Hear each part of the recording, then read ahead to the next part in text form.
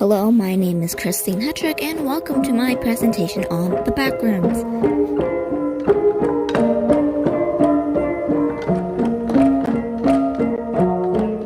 Backrooms are liminal spaces that people are said to be able to visit and act like the universes or gateways in between the human consciousness and the real world.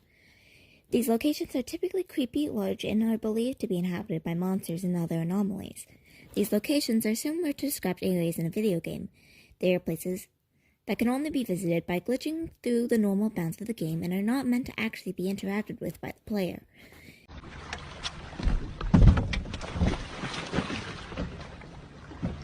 The idea of the backrooms was first discussed in 2019 on 4chan, where an anonymous user asked other users to post unsettling images with the intention of writing a story based on them. They came up with the idea that someone can no-clip out of reality and can be transported to an endless maze version of an office space where the carpet is always moist and the lights constantly shine a gross yellow, and a constant humming can always be heard. Despite being made to be a story, the backrooms took off on the internet and eventually evolved into an urban legend where people claim to have actually visited the backrooms and claim that it was also part of some sort of conspiracy theory. The backrooms are an example of liminal spaces, and although the backrooms are mostly associated with the office level, other parts of the backrooms are commonly found as other popular types of liminal spaces. The word liminal comes from the Latin word limen, which means threshold. Liminal spaces are considered to be a transition location between two other locations. Typically, there are two kinds in reference to the backrooms: the physical complete layers of the backrooms, and the liminal spaces that have thinner walls between these locations and are easier to clip through. These locations are typically normal spaces with an eerie, unsettling feeling, and are sometimes said to feel nostalgic. It's not uncommon for liminal spaces to be areas we'd normally find busy and bustling with people, only to have them feel empty, as if doing them after hours makes them feel wrong. Or are structured to feel familiar, but just different enough from normal environments that we view them as uncanny or supernatural. A good example of how liminal spaces probably work to feel so creepy is actually UPub itself. If you've ever been to school at 5 p.m. in the winter or early morning on the weekend, it feels as though it's unnatural. You can often feel as if you're not alone and like possibly something unhuman is watching you. The awareness of something not fitting into what the location is not normally like most likely is what contributes to that fuzzy feelings around these images and locations. Although the backrooms were written to be fictional, and liminal spaces didn't demonstrate the uneasiness of a location not fitting its normal feeling, some people have claimed to have visited the backrooms and other liminal spaces. The most common claim is for people to have visited the backrooms in their dreams, the idea being that these people's consciousness are transported to a timeless area where they are supposedly totally conscious and able to be heard, only to appear back in their bodies once they manage to escape, with a similar feeling, almost as if the world has continued around them, but their mind had been transported somewhere else.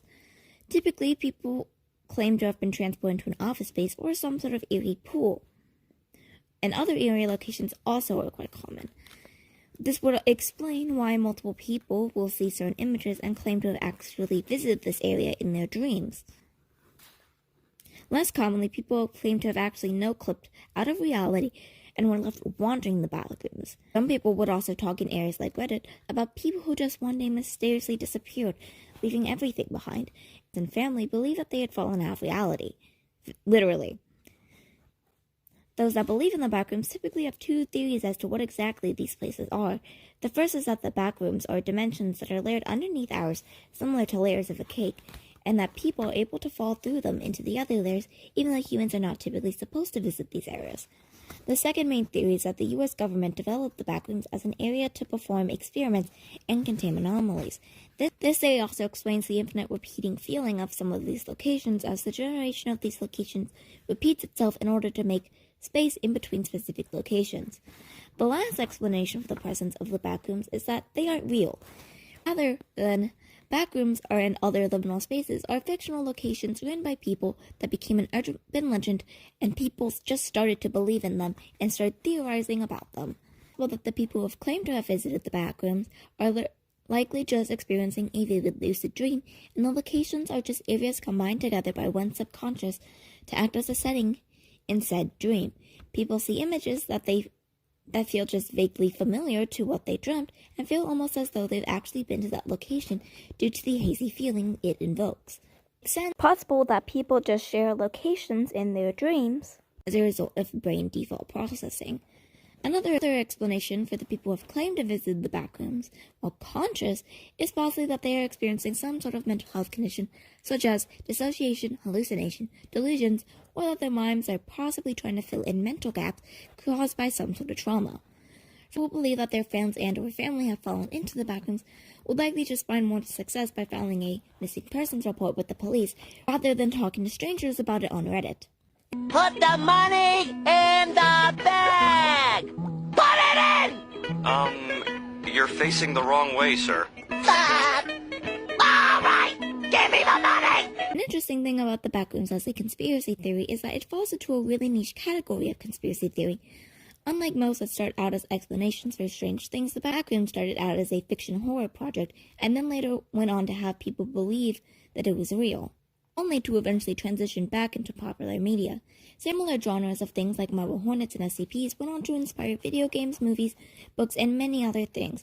Currently, the backrooms aren't really much different, as it's been having YouTube, TikTok, and video games series being made currently that are becoming quite popular. Currently, most people don't view the backrooms as a real place. The fact that it wasn't made with the intention of becoming a conspiracy theory to any people that makes it so interesting.